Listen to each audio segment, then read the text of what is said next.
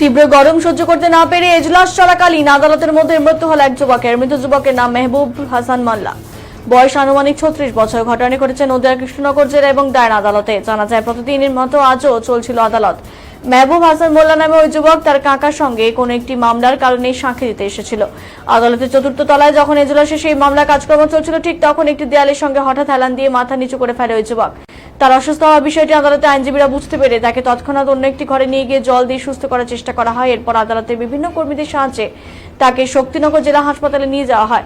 পরবর্তীকালে হাসপাতালে প্রাথমিক চিকিৎসার পর চিকিৎসকরা ওই যুবকের মৃত বলে ঘোষণা করে। জানা যায় যুবকের বাড়ি কৃষ্ণনগরের আনন্দবাস এলাকায়। মৃত যুবকের কাকা সাহাফুল মোল্লা বলেন, ওই চারতলার সাক্ষী দান করতে গেছিল।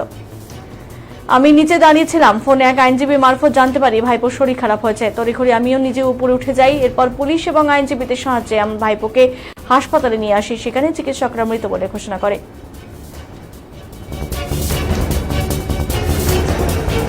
তবে আইনজীবী এবং পরিবারের প্রাথমিক অনুমান, তীব্র গরমে সানস্ট্রোকের বলে ওই যুবকের মৃত্যু হতে পারে। তবে ময়নাতদন্ত রিপোর্ট হাতে এলেই পরিষ্কার হওয়া যাবে কি কারণে ওই যুবকের মৃত্যু হলো।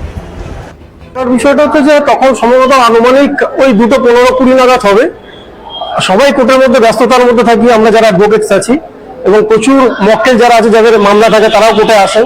সেই রকম গতানুগতিক আজকেও আমরা সিঁড়ি দিয়ে উঠছিলাম, তখন দেখি একটি ছেলে এখানে মুখ থুবড়ে পড়ে আছে, মানে দেয়ালের দিকে গা পড়ে।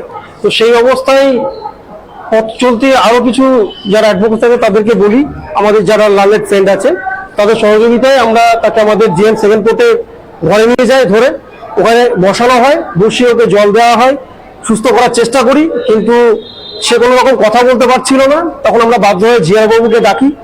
জিয়ারবাবু সঙ্গে সঙ্গে ছুটে আসেন এবং জিয়ারবাবু এসে তৎক্ষণাৎ ওনার কর্মীদেরকে ডেকে এই 7 কোর্ট ঘর থেকে ওকে ধরাধরি করে নিচে নামিয়ে জিয়ারবাবুর তৎপরতায় ওনাকে গাড়ি করে হসপিটালে পাঠানো হয়। পরবর্তীকালে জিয়ারবাবুর মারফত আমরা খবর পাই ছেলেটি এক্সপায়ার করে গেছে, এবং আমাদের যেটা আইডিয়া উনি সানস্ট্রোকেই এরকম ঘটনাটি ঘটে। ছেলেটির